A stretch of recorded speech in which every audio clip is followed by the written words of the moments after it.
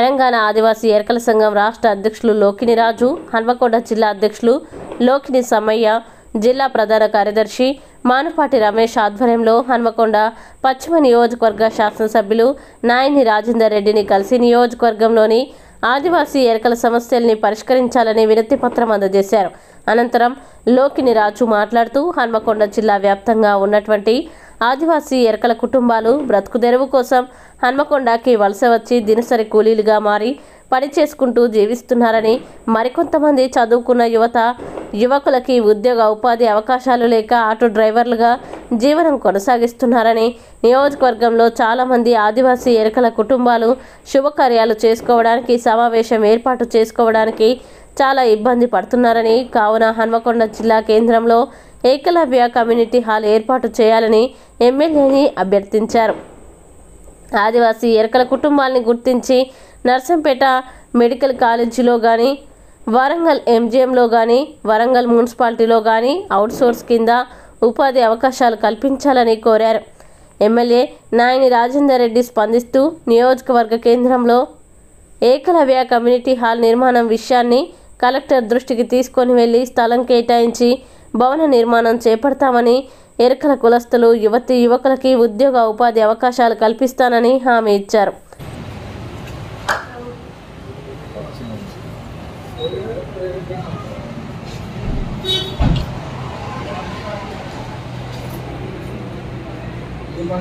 ఈరోజు తెలంగాణ ఆదివాసీ ఎరకల సంఘం హన్మకొండ జిల్లా కమిటీ ఆధ్వర్యంలో హన్మకొండ స్థానిక ఎమ్మెల్యే గారు గౌరవశ్రీ నాగిని రాజేందర్ రెడ్డి గారిని ఈరోజు కావడం జరిగింది.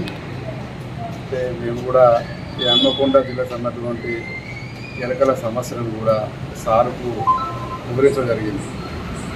హన్మకొండ జిల్లా కేంద్రంగా చాలామంది గ్రామాల నుంచి వెళ్ళి వలస వస్తూ ఇళ్ళల్లో పని చేసుకుంటూ ఆకులు అమ్ముకుంటూ రిక్షా దొరుకుతుంటూ చాలామంది జీవిస్తూ ఉన్నారు.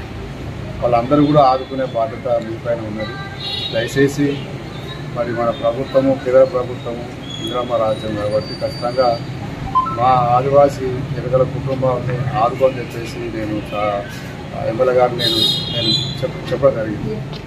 అయితే ఎమ్మెల్యే గారు కూడా మేము ఒక లెటర్ కూడా ఇచ్చినాం. హన్మకొండ కేంద్రాన్ని కూడా చాలామంది ఆదివాసీ కుటుంబాలు మరి సభలు కానీ, సమావేశాలు కానీ, పెళ్లిలు కానీ, కిరణాలు కానీ తీసుకోవడానికి ఎటువంటి ప్లేస్ లేదు, కమిటీ హాల్ లేదు. కాబట్టి ఖచ్చితంగా హన్మకొండ కేంద్రంగా మాకు ఏకలవ్య కానీ ఎరకల కమిటీ హాల్ని మరి నిర్మాణం చేసి మాకు ఇవ్వని చెప్పేసి మేము సార్కి నిర్ణయించడం జరిగింది.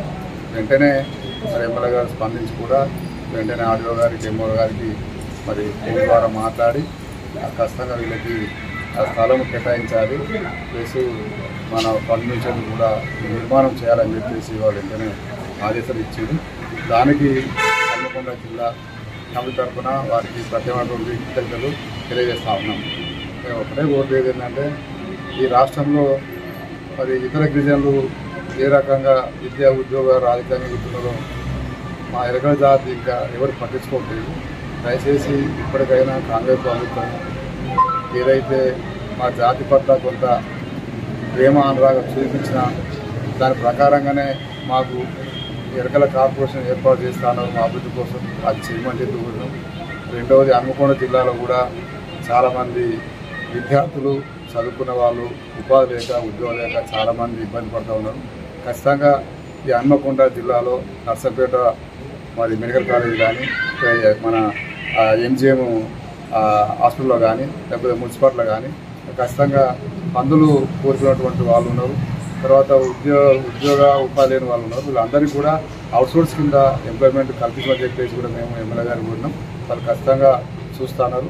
కాబట్టి దయచేసి మరి శాసనసభ్యులు, ఎమ్మెల్యే గారు మా యొక్క సమస్యను సానుకూలంగా విన్నందుకు వారికి మరొకసారి ధన్యవాదాలు తెలియపరుస్తూ ముగిస్తా ఉన్నాను. జై కురు, జై కురు, జై ఎరుకల, జై కురు, జై కురు. వర్ధిల్లాలి తెలంగాణ ఆదివాసీ ఎరకల సంఘం, వర్ధిల్లాలి తెలంగాణ ఆదివాసీ ఎరకల సంఘం, జై కురు.